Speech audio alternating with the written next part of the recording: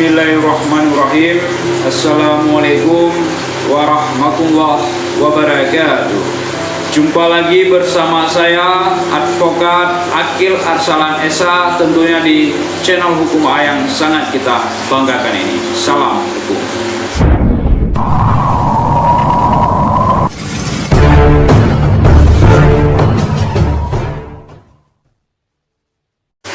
Pada kesempatan yang sangat baik ini, sebagaimana yang kita ketahui bersama tentunya, di channel Hukum A ini kita sesama belajar hukum, baik itu hukum pidana, hukum perdata, intinya mengenai hukum yang berlaku di negara kesatuan Republik Indonesia.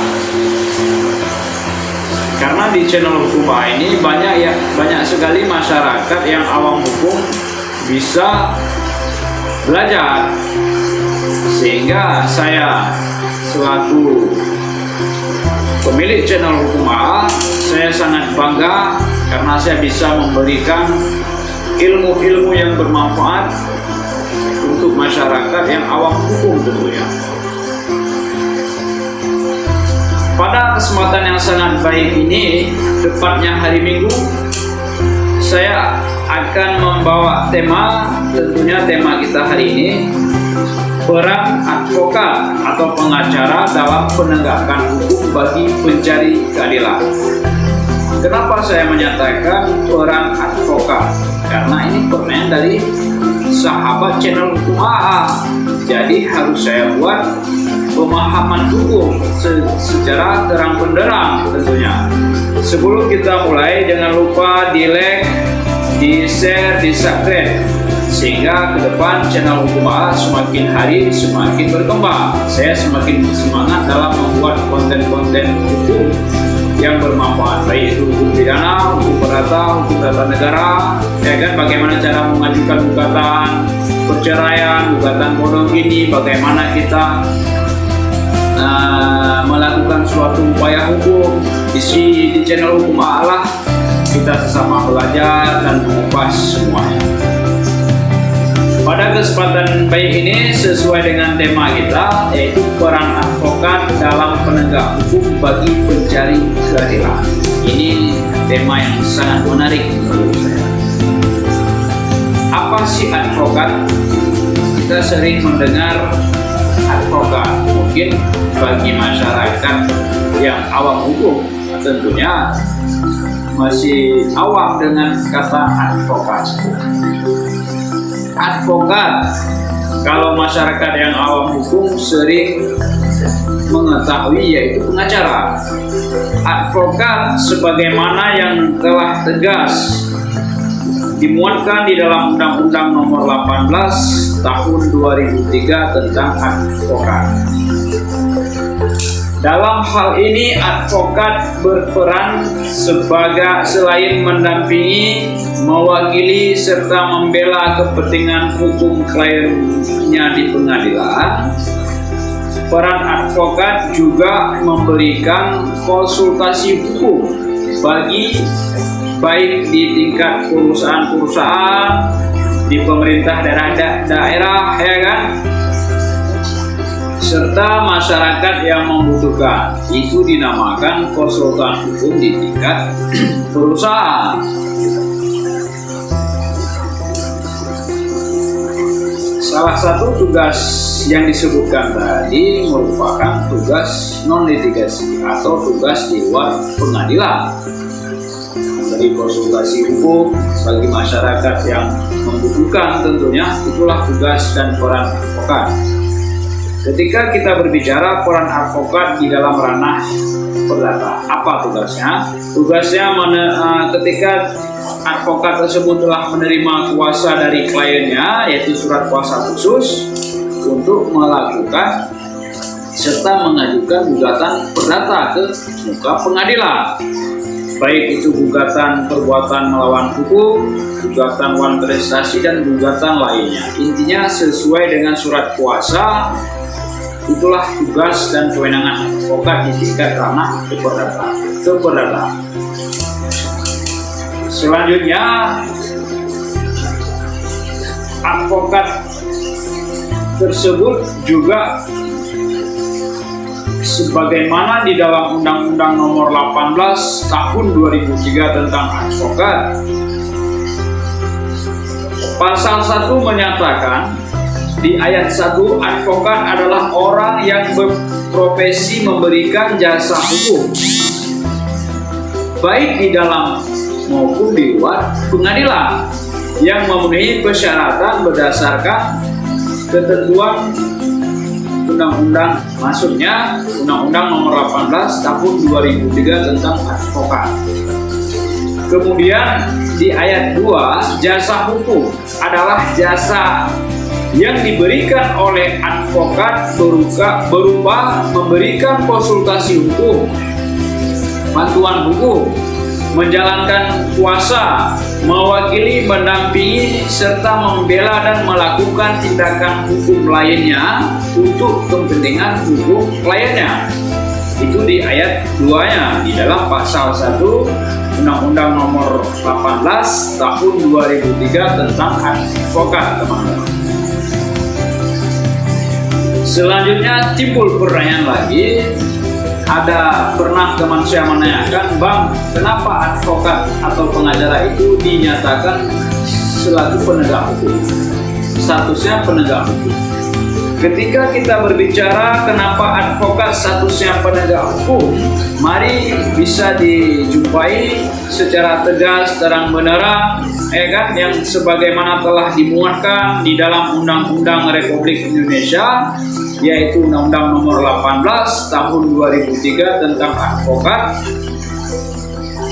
Di pasal 5 dalam undang-undang tersebut dengan tegas menyatakan status advokat adalah penegak hukum.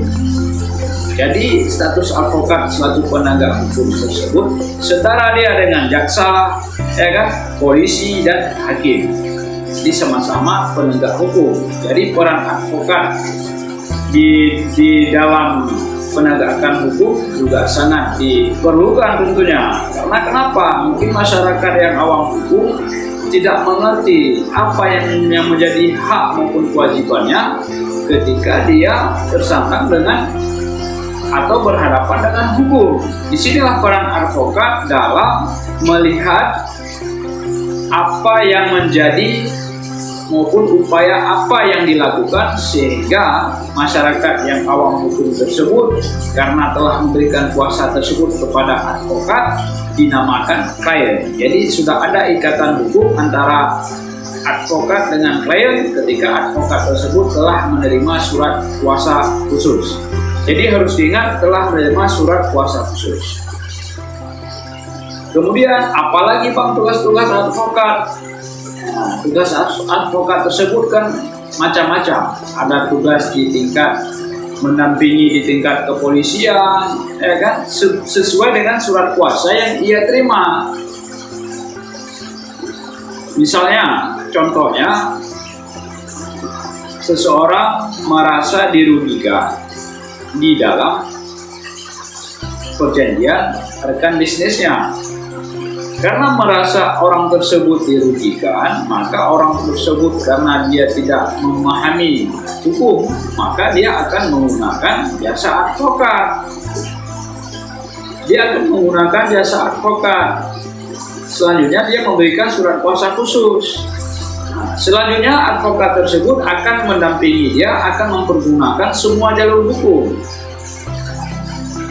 termasuk memberikan somasi maupun teguran hukum secara tertulis kepada orang yang diduga telah membawakan kerugian kepada kliennya.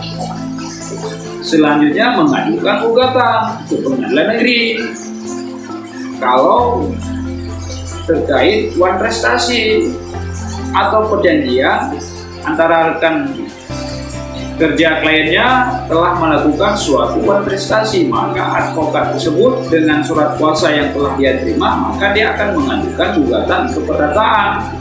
Itu tugas advokat di ranah perdata. Selanjutnya di ranah pidana, apa tugasnya? Advokat mendampingi tersangka, terdakwa, baik di tingkat kepolisian maupun di tingkat kejaksaan maupun di tingkat pengadilan. Jadi peran advokat ini sangat penting di dalam penegakan hukum di Indonesia.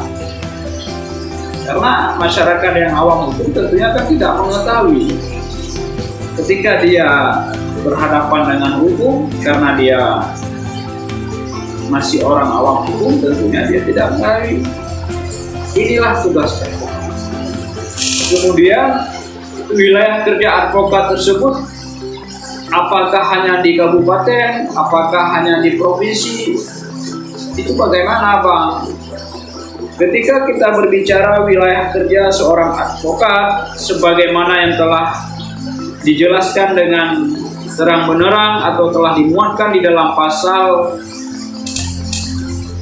5 ayat 2 yang menyatakan tugas advokat tersebut atau wilayah kerja advokat itu meliputi seluruh wilayah negara Indonesia.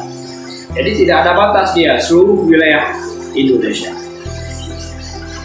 Kemudian apa saja hak dan kewajiban seorang advokat? Di pasal 14 dengan tegas menyatakan dalam undang-undang advokat, advokat itu bebas mengeluarkan pendapat atau pernyataan dalam membela perkara yang menjadi tanggung jawab di dalam pengadilan dengan tetap berpegang pada kode etik profesi dan peraturan perundang-undangan. Kemudian pasal 15, advokat bebas dalam menjalankan tugas profesinya untuk membela perkara yang menjadi tanggung jawabnya dengan tetap berpegang pada kode etik profesi dan peraturan perundangan tentunya. Jadi tugas advokat tersebut bebas dia dan mandiri, tidak boleh diintervensi. Kemudian terkait advokat dalam menjalankan tugasnya sebagaimana yang telah dimuatkan di dalam pasal 14 seperti yang saya uraikan tadi, advokat bebas mengeluarkan pendapat atau pernyataan dalam membela perkara yang menjadi tanggung jawab di dalam sidang pengadilan dengan tetap berpegang pada kode etik profesi dan peraturan perundangan. Pertanyaan selanjutnya, apakah advokat ini dilindungi oleh hak imunitas atau dijamin oleh undang-undang? Tentunya ada. Bisa dijumpai di dalam pasal 16, advokat tidak dapat dituntut baik secara perdata maupun pidana dalam menjalankan tugas profesinya dengan itikat baik untuk kepentingan pembelaan kliennya dalam sidang pengadilan. Jadi advokat tersebut juga dilindungi hak imunitasnya sepanjang dengan penuh itikat baik dalam membela dan menjalankan tugas profesi dalam pembelaan kliennya. Selanjutnya, advokat itu Bang, apakah bisa meminta informasi dokumen kepada pemerintah maupun kepada swasta terkait perkara kliennya?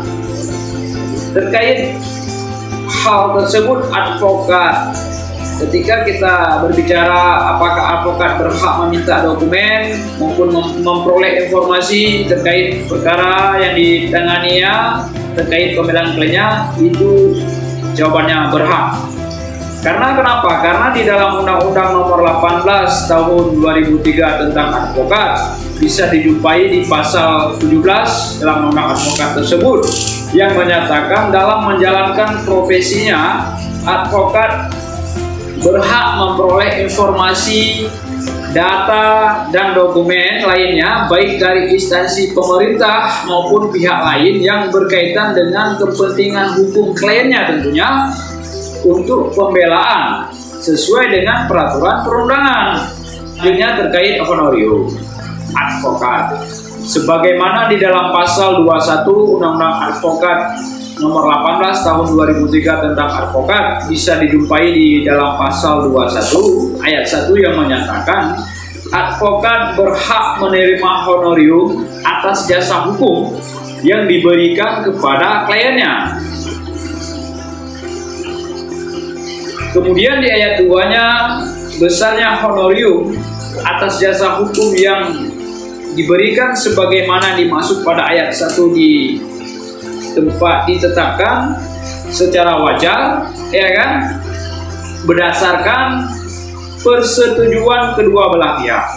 Intinya berdasarkan kesepakatan persetujuan antara advokat dengan klien. Jadi tidak dipatok dia berapa harus dibayar, ya kan, karena honorarium pengacara ini beda-beda, ada yang 1 miliar, ya kan, dan yang lain sebagainya. Tentunya sesuai dengan kesepakatan antara klien dengan advokat. Demikian tema kita hari ini. Semoga bermanfaat. Jangan lupa di like, di share, di subscribe sebanyak-banyaknya sehingga channel Hukum AA semakin hari semakin ke depan tentunya. Bersama saya Advokat Akil Arsalan Esa, saya ucapkan terima kasih. Salam hukum. Saya akhiri wabillahi taufiq. Wassalamualaikum warahmatullahi wabarakatuh.